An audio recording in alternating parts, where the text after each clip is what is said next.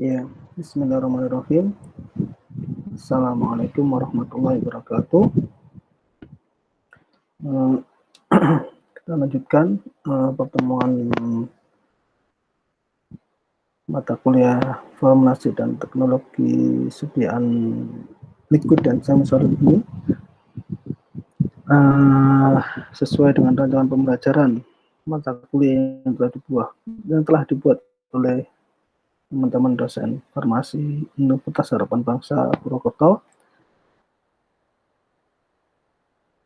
Kali ini saya akan sharing, akan mempresentasikan tentang kajian suppositoria.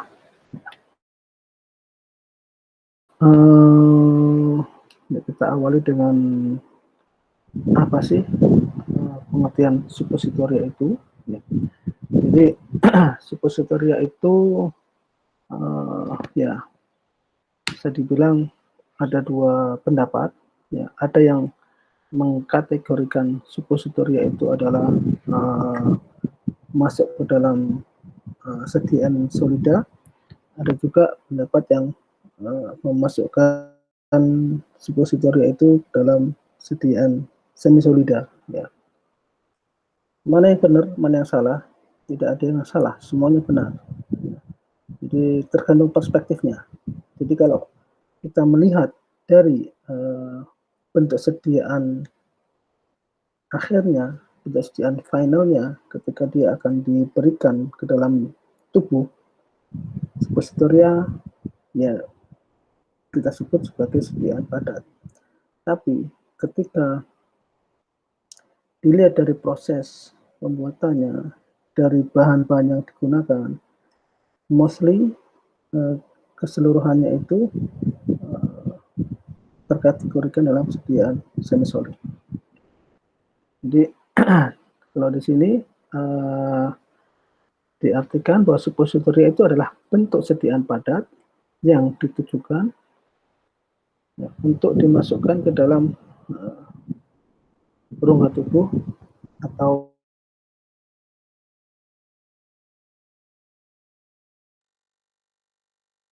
ya, dalam hal ini adalah rektum, vagina, ya, di mana suppositoria itu akan meleleh, melting, atau dissolve, larut, dan akan menghasilkan efek lokal atau sistemik. Ya. Itu sediaan suppositoria. Ya. Meskipun umumnya ketika kita mendengar istilah suppositoria, umumnya pikiran kita ya, akan mengarah bahwa suppositoria itu digunakan melalui rektum atau dubur atau anus. Padahal kalau dari pengertian awalnya ya, dia bisa diberikan selain melalui rektum, dapat diberikan melalui vagina atau uretra. Dan kalau sediaan yang vagina, seringnya suppositorianya diberi nama dengan ovula. Tapi ini pengertian dasarnya, ya. Jadi sediaan padat yang ditujukan untuk diberikan masuk ke dalam rongga tubuh atau saluran tubuh, dalam hal ini rektum, rektal, vagina, dan uretra.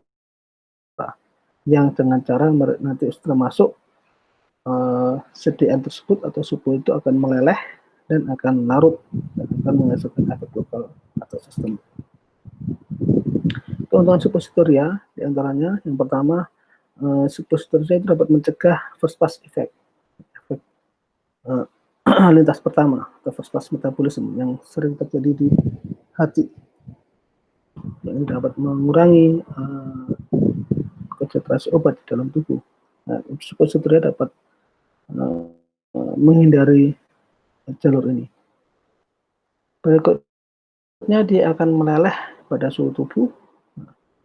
Suppositoria dapat memberikan efek atau aksi yang lokal dan sistemik. Ya. Suppositoria dapat diberikan pada pasien-pasien yang tidak sadarkan diri. Ya. Suppositoria ini mudah digunakan untuk pasien-pasien pediatrik, anak-anak, dan geriatrik lansia. Berguna untuk memproduksi efek lokal, berguna untuk efek yang cepat dan langsung di dalam rektal, berguna dalam mempromosikan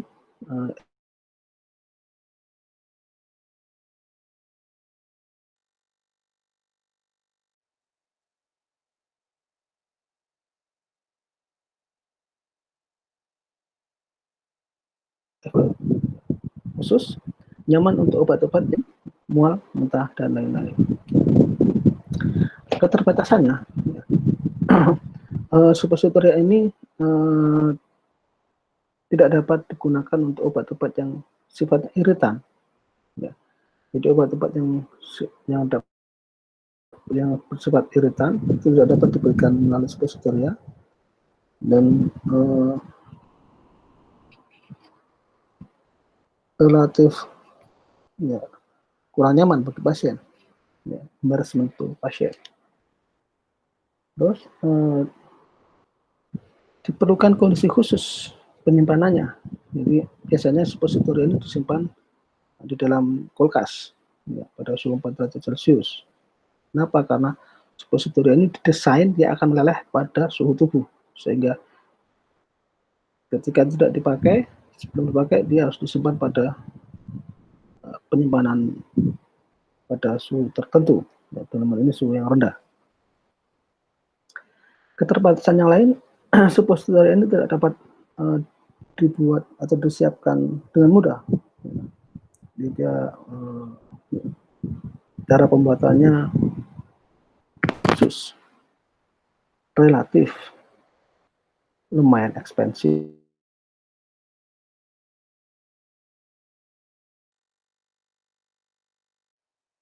Terus keterbatasan yang lain, kandungan cairan di dalam rektal itu jumlahnya relatif jauh lebih sedikit dibandingkan dengan usus kecil, dan ini akan berpengaruh pada laju disolusi.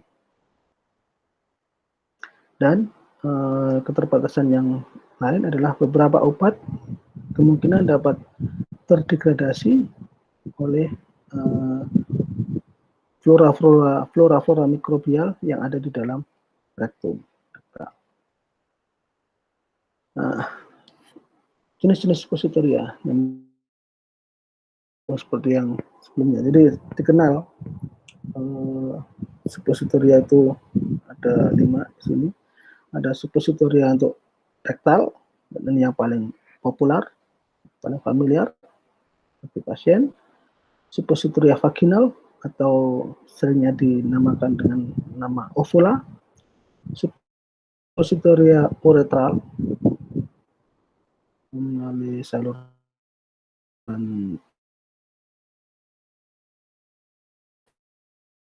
pipis. Suppositoria nasal untuk airborne untuk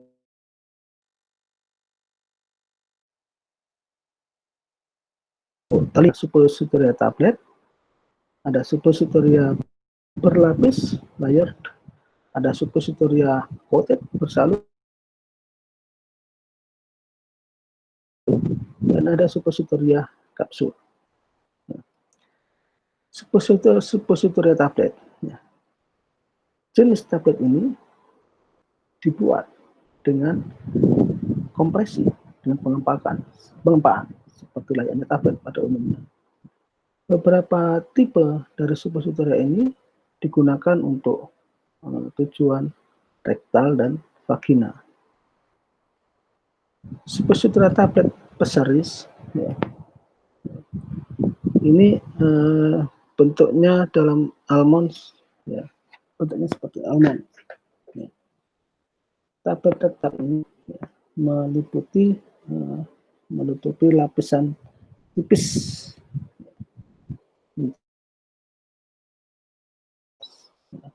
seperti polyethylene glycol untuk perlindungannya. Berikutnya suppositoria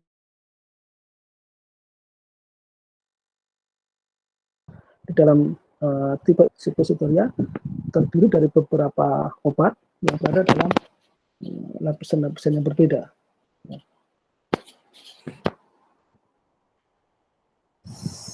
harapannya inkompatibilitas obat itu dapat dipisahkan satu dengan yang lainnya. Ya. Terus obat-obat yang mirip itu mempunyai titik leleh yang berbeda yang dapat diinkorporasikan untuk mengendalikan laju absorpsi.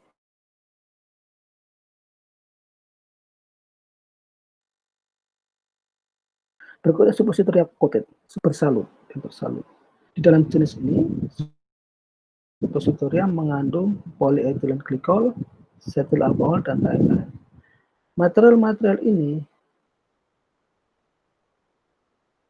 dapat mengendalikan laju disintegrasinya, laju disintegrasi dari suppositoria itu, laju hancurnya suppositoria itu, yang akan menghasilkan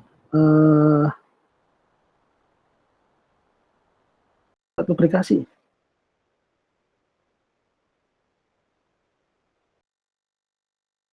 Perlindungan selama penyimpanan. Berikutnya suppositoria kapsul. Ya. Kapsul gelatin lunak dengan beberapa bentuknya dan ukurannya ini dibuat ya, dalam jenis suppositoria ini. Di dalam jenis ini, ya, suppositoria kapsul dengan cairan, liquid, semi solid, semi padat, atau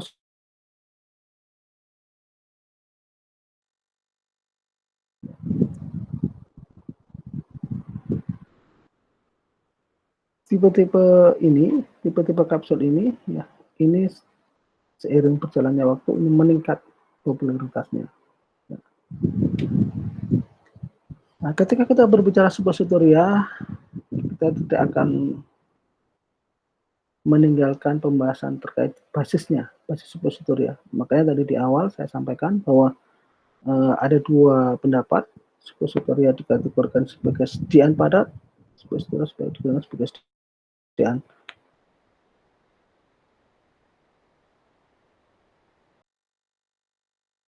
karena kulit semua padat, di sana ada istilahnya basis, ada basis salep, basis krim, basis ointment, basis emulsi, dan lain-lain. Demikian pula suppositoria.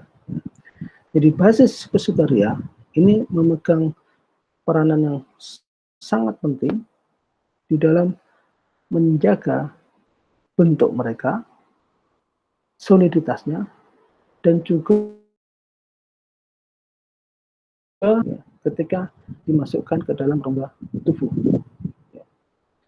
Terdapat sejumlah besar basis yang digunakan, ya, tetapi umumnya yang digunakan adalah minyak theobroma, basis glycerogelatin, dan polyethylene glycol. Ini yang paling banyak digunakan karena dari beberapa riset, ya, di sana dinyatakan bahwa minyak theobroma oil, basis glycerogelatin, dan polyethylene glycol ini yang paling memenuhi syarat dalam hal ini. Ya, dia dapat menjaga bentuk suppositoria tetap pada bentuknya, dapat menjaga soliditasnya, dan juga ya mampu menjaga sehingga suppositoria itu dapat dimasukkan ke dalam rongga tubuh, dalam hal ini yang tadi rektal, vaginal, atau uretra. Nah, berikutnya sifat ideal dari basis. Ya. Yang pertama, ya, harapannya basis suppositoria itu itu dapat menjaga, ya, bentuk dan ukurannya. Yang kedua, basis itu seharusnya dapat meleleh pada temperatur tubuh. Basis suppositoria itu tidak iritan, tidak menyebabkan iritasi, dan basis itu sering cukup dapat, ya, mengkerut, ya, yang cukup untuk dapat dihilangkan dari mold, dari cetakannya. Basis seharusnya tidak mencampuri atau tidak mempengaruhi pelepasan atau absorpsi obat. Basis suppositoria seharusnya ya, dapat ya, cukup memfasilitasi inkorporasi obat. Selanjutnya, basis suppositoria seharusnya kompatibel dengan berbagai macam obat. Selanjutnya, basis suppositoria seharusnya secara fisik dia stabil pada kondisi penyimpanan. Dan yang terakhir, basis suppositoria diharapkan tidak melunak atau tidak mengeras pada penyimpanan. Jadi stabil kondisinya. Jadi tidak menyebabkan dia melumer, melunak, atau mengeras sehingga sulit untuk digunakan. Jenis-jenis basis suppositoria diantaranya dikenal ada 3, yaitu basis berminyak atau ya basis istilahnya bahasa Inggrisnya oily basis or oleaginous basis. Intinya adalah basis yang berminyak, yang suka dengan minyak, lipofil. Selanjutnya ada basis yang bercampur air, larut air dan bercampur air, atau basis-basis yang hidrofilik, suka air. Dan yang ketiga adalah basis-basis yang dia dapat juga bersifat sebagai emulgator, dan ini basis-basis sintetis. Basis berminyak ya, dikenal umumnya ada 3, yaitu cocoa butter ya, atau oleum kakao mungkin kalau di Indonesia ya, atau minyak theobroma. Berikutnya ada cocoa butter, oleum kakao yang teremulsifikasi, dan ada minyak-minyak yang terhidrogenasi. Cocoa butter atau minyak theobroma atau oleum kakao ya, adalah lemak yang didapatkan dari biji-bijian yang dibakar, dipanggang dari cocoa coklat theobroma.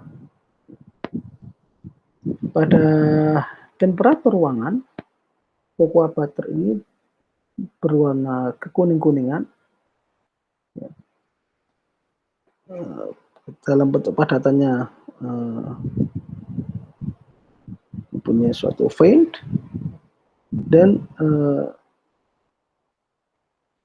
baunya ya, seperti coklat. Secara kimia, cocoa butter ini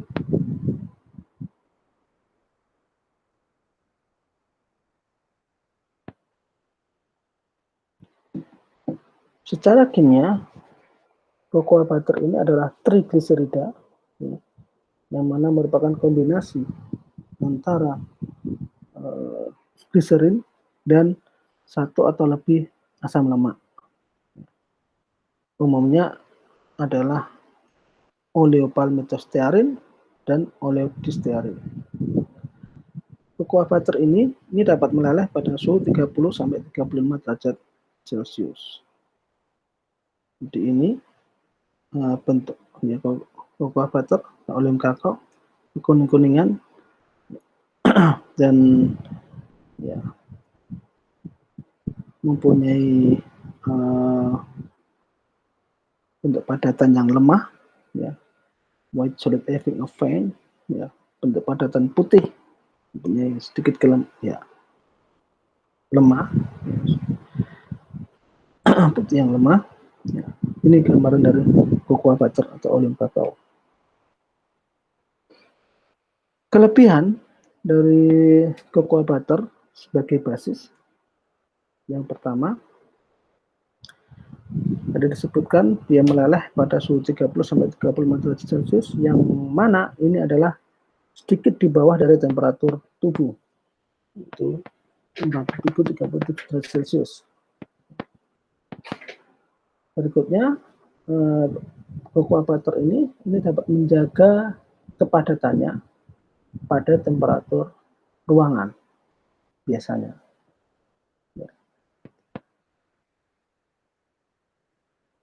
Terus keuntungan yang lainnya, dia dapat berbentuk cairan ya, segera ketika ada pemanasan, dan segera membentuk padatan solidifikasi ketika ada pendinginan. Nah, ada kelebihan, ada keterbatasan. Di antaranya rancidity itu bau atau ketenikan, terus cukup melengket pada mold, pada cetakan.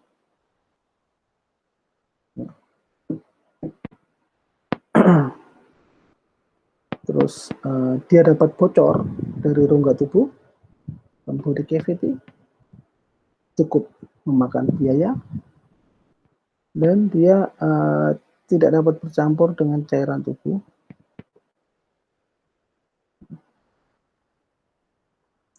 Dan adanya nitrat kloral atau asam laktat itu dapat mencairkan cocoa butter ini.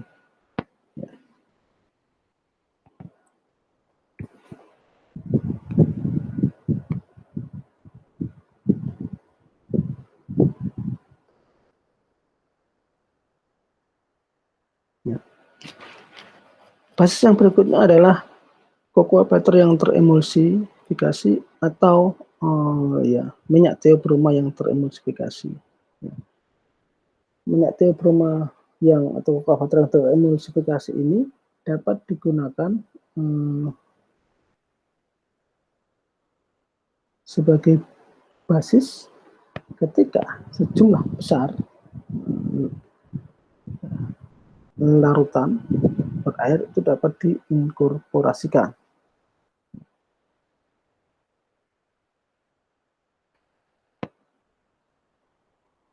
Biasanya terdiri dari 5% glycerol monostearat, 10% laminated wax laminate, 2-3% cetyl alkohol, dan 4% beeswax, ya, wax malam madu. Ini direkomendasikan untuk membuat minyak theobroma teremulsifikasi.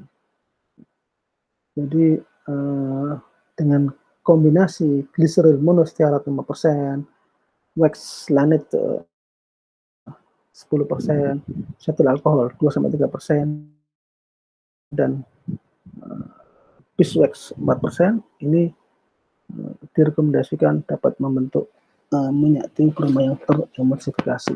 Dan ini dia mampu menjadi diinkorporasikan oleh obat dalam jumlah yang besar, obat itu yang larut di dalam berair.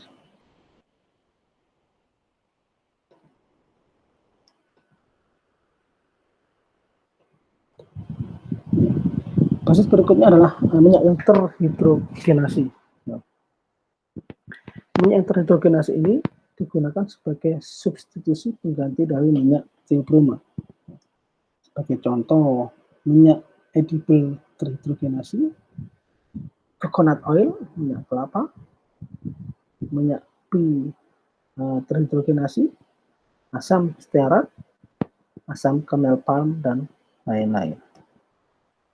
Keuntungan dari minyak terhidrogenasi diantaranya, jadi pemanasan yang berlebih itu tidak dapat mempengaruhi titik-titik pengerasannya. Ya. minyak-minyak terhidrogenasi ini cukup tahan terhadap oksidasi, resistant to oxidation. Lubrikasi atau pelumasan pada mold, pada cetakan, ini tidak diperlukan. Dan emulsifikasi mereka dan kapasitas mengabsorpsi air dari basis ini itu cukup bagus. Ya. Keterbatasan dari minyak terhidrogenasi diantaranya adalah pada pendinginan yang cepat, ini dapat menjadi brittle, dapat menjadi rapuh. Ketika meleleh, ya, mereka akan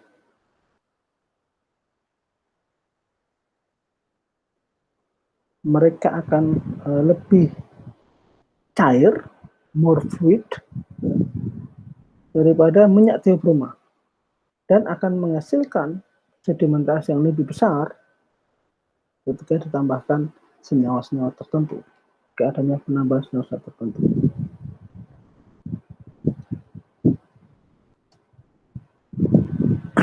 Berikutnya dari basis yang larut air dan basis yang dapat bercampur dengan air atau basis hidrofilik, basis yang suka air. Ini terklasifikasi menjadi 3, ada basis glycerogelatin, basis sabun gliserin, dan basis polyethylene glycol. Ini gambaran basis glycerogelatin, jadi kombinasi antara gliserol, air, dan gelatin, terbentuklah basis glycerogelatin. Jadi apa itu basis glycerogelatin? Itu campuran gliserin dan air yang dibuat stiff, kaku dengan penambahan gelatin. Propertiesnya antara lain,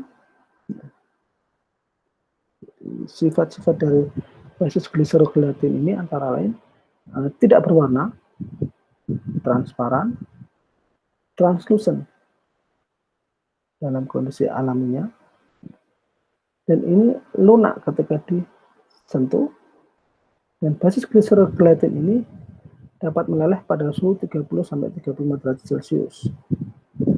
Nah, umumnya basis glycerogelatin ini digunakan untuk suppositoria vagina atau ovula. Kelebihan, keuntungan dari basis glycerogelatin ini antara lain dapat meleleh pada suhu tubuh, dapat bercampur dengan cairan tubuh, tidak tengik.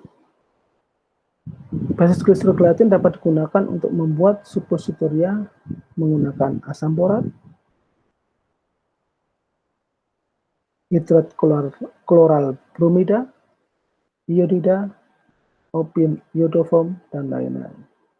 Keterbatasannya relatif sulit untuk membuat dan menanganinya. Dapat memungkinkan adanya pertumbuhan bakteri. Terus keterbatasan yang lainnya, dia relatif higroskopis, dan ini akan menjadi keras ketika pengeringan dan lunak ketika kondisinya adalah lembab. Terus dia dapat bersifat laksatif, mencahar, menyebabkan peningkatan frekuensi BAB, ya. Dan keterbatasan yang lainnya adalah dia incompatible dengan asam tanat, variklorida, dan lain-lain, besiklorida, dan lain-lain. Basis berikutnya adalah polyethylene glycol atau macrogol. Ya. Ini adalah yang paling umum digunakan adalah carbowax dan polyglycol. Yang tersedia antara lain dalam bentuk padatan, liquid atau semi padat yang mana tergantung pada bobot molekulnya. Polimer-polimer tersebut mempunyai bobot molekul antara 200 hingga 1000, biasanya berbentuk cairan, dan mempunyai bobot molekul lebih dari 1000, biasanya waxnya itu berbentuk padat. Polyethylene glycol atau makrogol ini secara kimia dia stabil, dan secara fisiologi dia adalah senyawa-senyawa yang inert, ya, dan dia tidak memfasilitasi, ya, terjadinya pertumbuhan bakteri. Jadi dia relatif stabil terhadap adanya cemaran mikroba.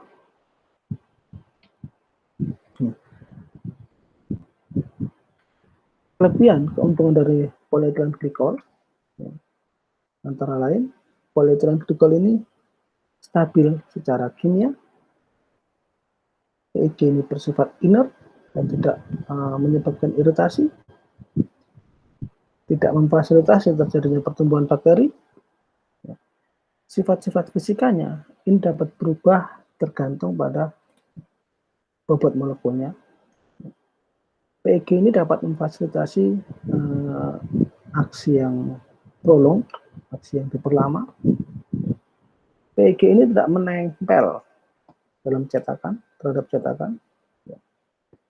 Suppositor yang dihasilkan itu penampilannya bersih dan halus. Itu PEG, polyethylene glycol. Berikutnya adalah basis-basis yang sintetis atau basis-basis yang teremulsifikasi. Ada Witebsk, ada massa estalinum, dan ada masukpol. Keuntungan dari basis yang teremulsifikasi, ya, yang pertama, basis-basis ini dapat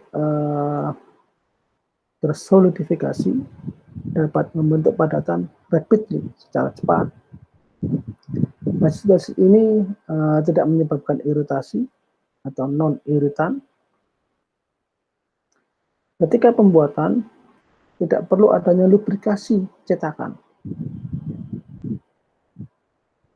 Pemanasan yang berlebih tidak dapat menghasilkan atau tidak dapat mempengaruhi sifat fisika dari basis. Basis-basis ini juga dapat mengabsorpsi, ya,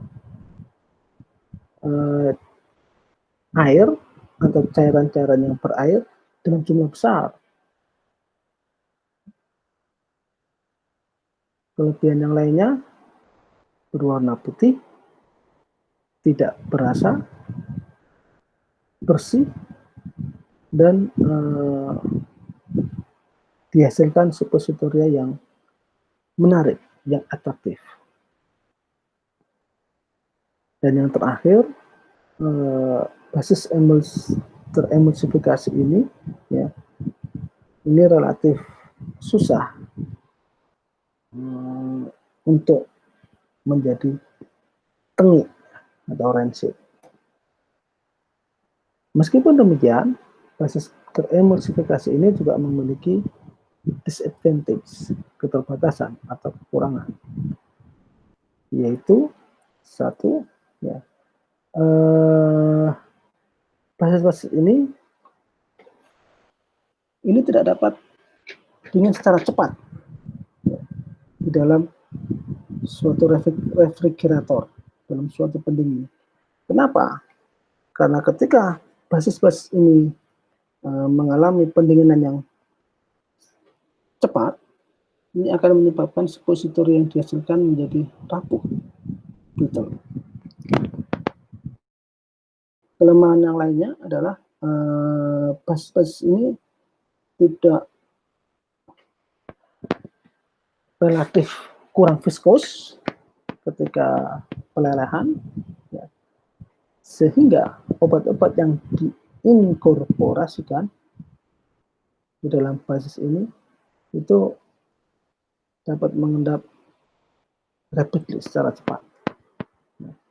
Jadi karena viskositasnya kurang,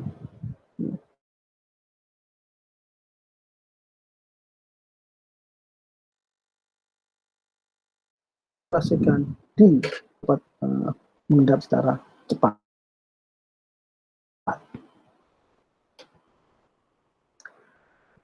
Basis Witepsol. Basis ini terdiri dari trigliserida, dari asam-asam lemak sayur yang jenuh dengan persentase ester-ester parsial yang beragam. Jumlah kecil beeswax, ya, lemak malam, ditambahkan untuk cuaca-cuaca yang panas, in hot climate. Witepsol ini harapannya ya, seharusnya tidak didinginkan secara cepat. Kenapa? Karena ketika dia didinginkan secara drastis cepat, suppositori yang dihasilkan akan menjadi brittle, rapuh dan fracture, mudah retak. Ketika kita menggunakan basis ini, kita membutuhkan lubrikasi ketika pencetakannya. Next adalah basis massa estarinum, merupakan campuran dari mono, di, dan trigliserida dari asam-asam lemak jenuh. Biasanya berwarna putih, rapuh, hampir tidak berbau, dan padatan yang tidak berasa. Titik lelehnya pada suhu 33,5 sampai 35,5 derajat Celcius. Massa estarinum ini tersedia dalam berbagai macam grade level, tetapi yang grade B umumnya digunakan dalam dispensing, umumnya dalam pemberian obat, atau dalam suppositori ini umumnya digunakan massa estarinum grade B. Berikutnya, bagaimana sih suppositori itu dibuat? Dikenal secara garis besar metode atau cara-cara pembuatan suppositori itu ada hand rolling dengan roll dengan tangan, ada difusi, ada metode fusion, campuran, dan ada metode cold compression atau gempa dingin. Ini adalah metode hand rolling, ya. Jadi kita lihat di sini, ya, basis suppositoria digulung-gulung dan di rolling dengan tangan. Ini adalah metode pembuatan suppositori yang paling tua dan sederhana yang digunakan ketika kita hanya membuat suppositori yang tidak banyak atau relatif sedikit dan menggunakan basis cocoa butter, olin kakao. Cara ini mempunyai keuntungan, ya, itu mencegah terjadinya pemanasan, ya, mencegah adanya pemanasan dari cocoa butter. Dan massa seperti plastik ini dibuat dengan cara mentriturasi, ya, cocoa butter dan senyawa-senyawa aktif di dalam mortar. Triturasi dan rolling. Selanjutnya, massa yang terbentuk, dibuat di dalam bola-bola dalam palm tangan, kemudian diputar menjadi silinder-silinder tabung yang seragam dengan spatula yang besar atau papan yang flat, yang datar kecil pada tempat pembuatan pil.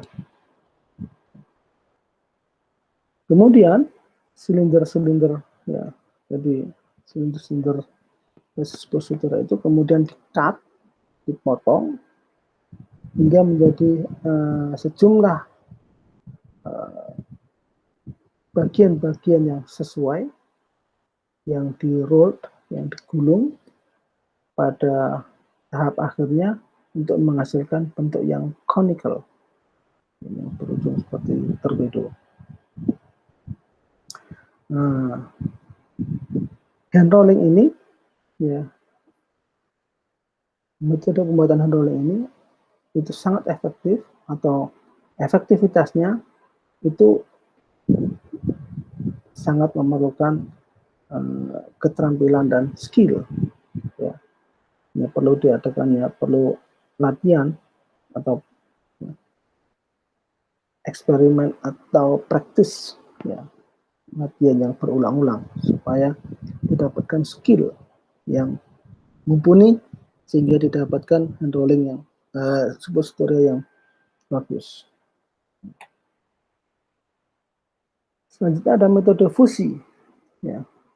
Yang pertama dengan melelehkan basis suppositoria, yang kedua dengan mendispersikan atau melarutkan obat di dalam basis-basis yang telah meleleh itu, yang ketiga campuran di-remove, ya, dipindahkan dari pemanasan dan dituangkan ke dalam cetakan suppositoria. Yang keempat, lelehan itu dibiarkan membeku. Tahap yang kelima selanjutnya adalah memindahkan suppositoria yang sudah terbentuk dari cetakannya. Metode fusi ini dapat digunakan dengan seluruh model suppositoria dan dapat digunakan hampir semuanya jenis suppositoria tersebut. Metode fusi.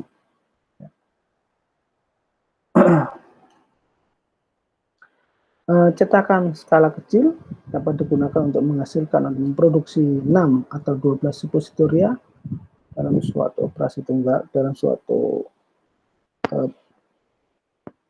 produksi tunggal, ya. Dan dalam skala industri, ya, cetakan-cetakan industri ini akan menghasilkan ratusan suppositoria dari satu cetakan tunggal. Ini adalah metode fusi. Ya, ini, ya, basis dilelehkan terlebih dahulu, kemudian dimasukkan ke dalam cetakan, ya. Terus habis itu basis yang melebihi dari cetakan di-remove, dihilangkan, cetakannya dibuka, dan ini adalah hasil dari ovula yang dibuat dengan cara metode fusi. Berikutnya ada yang namanya cetakan dengan kompresi pengempaan dingin, cold compression molding. Cetakan dengan kompresi dengan gempaan ini adalah suatu metode pembuatan suppositoria dari suatu campuran massa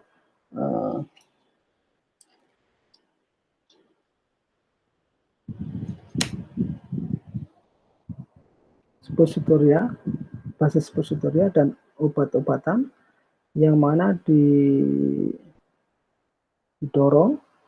ya, diberikan tenaga sehingga ke dalam cetakan kompresi yang spesial menggunakan mesin pembuat suppositoria ini, cold compression molding, stop plate, a mold, ya, narrow opening, ya, muka sempit, massa yang disiapkan, akan dibuat, silinder dan piston untuk membuka menutup dari molding compression cold ini. Basis posoteria dan senyawa-senyawa yang lain dikombinasikan dengan pencampuran yang cukup hati-hati dan cukup thoroughly sepenuhnya. Friksi dari proses ini dapat menyebabkan basis menjadi melunak hingga konsistensinya seperti ya, ketika dia leleh. Pada skala kecil, mortar dan stamper dan pestle dapat digunakan. Ya, dengan sebelumnya mortarnya dipanaskan terlebih dahulu, preheated mortar, yang ini akan memfasilitasi pelunakan basis. Pada skala yang lebih besar, ya, secara mekanik dipastikan dengan mixer-mixer, pencampur-pencampur yang dan dengan dipanaskan vessel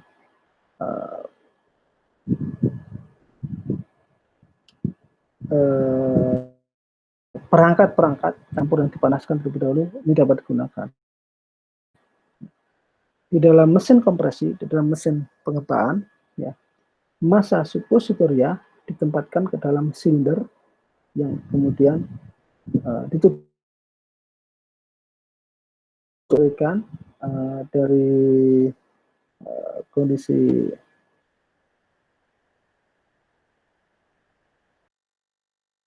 ya, dari yang lainnya dan ke dalam cetakan suppositoria atau die. Ketika die, ya, cetakan suppositoria ini sudah terisi dengan massa, ya,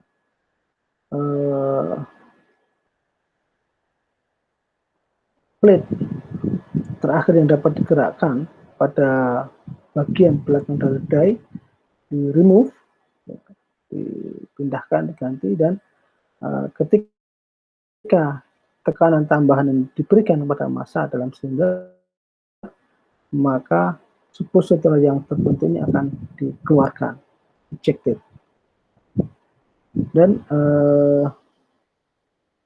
plate akhir ini kemudian dikembalikan dan prosesnya diulangi kembali hingga seluruh massa suppositoria itu dapat digunakan. Ada istilahnya displacement value, atau istilah di Indonesia-nya seringnya diterjemahkan sebagai bilangan pengganti. Definisinya apa? Bilangan pengganti adalah kuantitas dari obat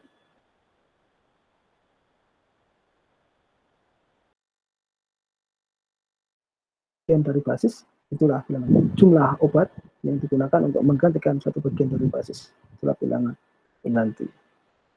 Contoh penentuan bilangan pengganti. Penentuan bilangan pengganti ya adalah suatu obat di dalam suppositoria minyak theobroma yang mengandung 40% medikamen, mengandung 40% obat, ya, dibuat di dalam 1 gram mold, berat 10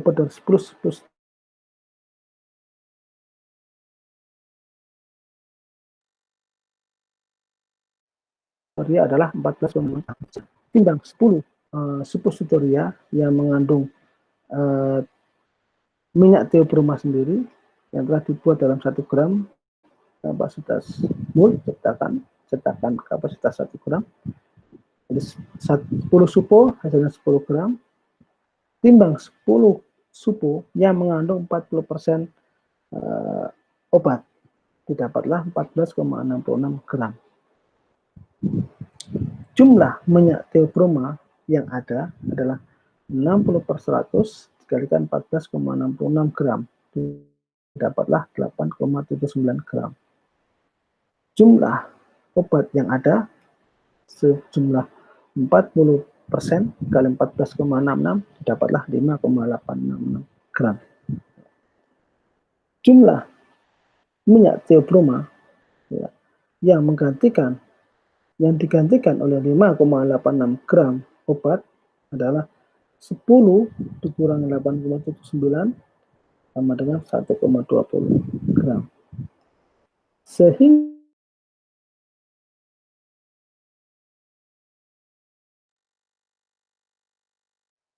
5,86 per 1,20 dan 5. Jadi bilang penggantinya sekitar 5. Ya.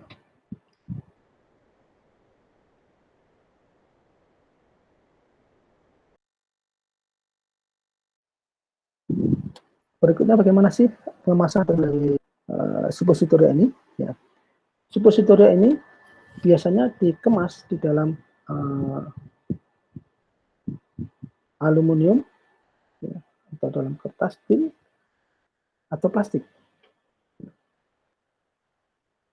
Suppositoria yang dikemas secara kurang bagus ini akan meningkatkan pewarnaan, kerusakan dan deformasi karena pelelehan, akibat pelelehan. Ya. Baik cocoa butter dan gelatin tergliserinasi ya, ketika digunakan sebagai basis, penyimpanannya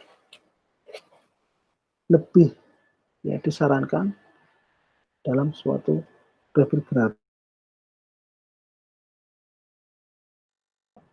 Nah, ketika menggunakan basis suppositoria menggunakan basis PEG polyethylene glycol, ini dapat disimpan pada temperatur ruangan biasa tanpa disimpan di refrigerator. Evaluasi suppositoria diantaranya yang pertama keseragaman uji bobot, uji keseragaman bobot, uji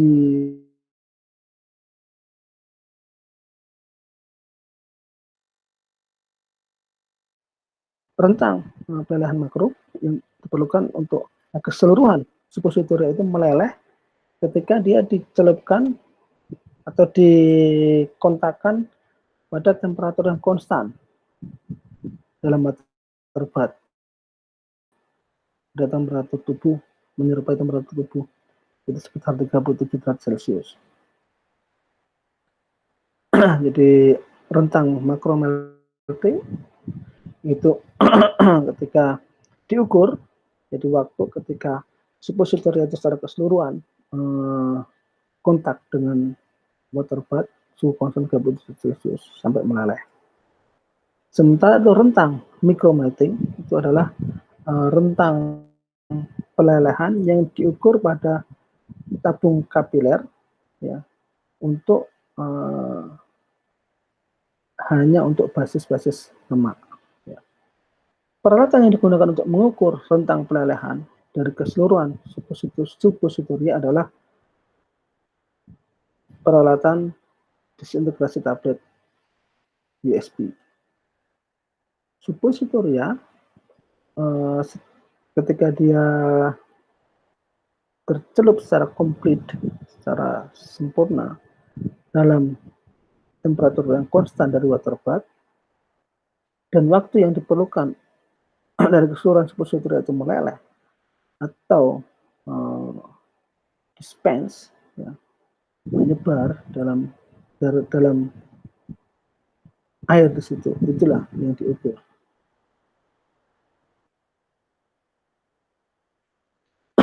Pengujian yang lainnya adalah uji waktu pelelehan atau pelunakan. Tes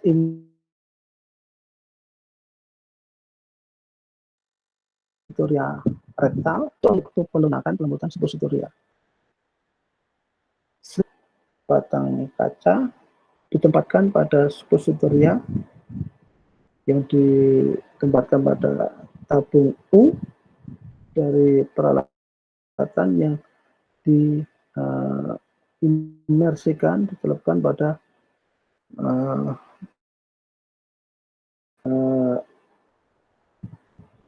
temperatur konstan water bath, biasanya 37 derajat Celcius. Nah, waktu yang diperlukan untuk batang atau suppositoria atau pastro melewati suppositoria itulah yang direkam, yang dicatat, recorded. Jadi waktu yang diperlukan dari glass rod, batangan kaca ini, yang mampu melewati suppositoria itu yang dicatat. Berikutnya ada uji disolusi. Ya.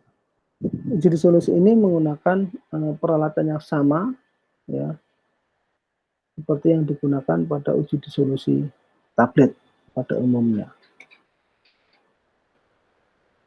Terima kasih. Itu gambaran kuliah materi tentang suppositoria. Mudah-mudahan ada pertanyaan-pertanyaan bisa langsung nanya ke akun-akun media sosial saya atau via YouTube atau bisa chat saya. Terima kasih semuanya. Assalamualaikum warahmatullahi wabarakatuh.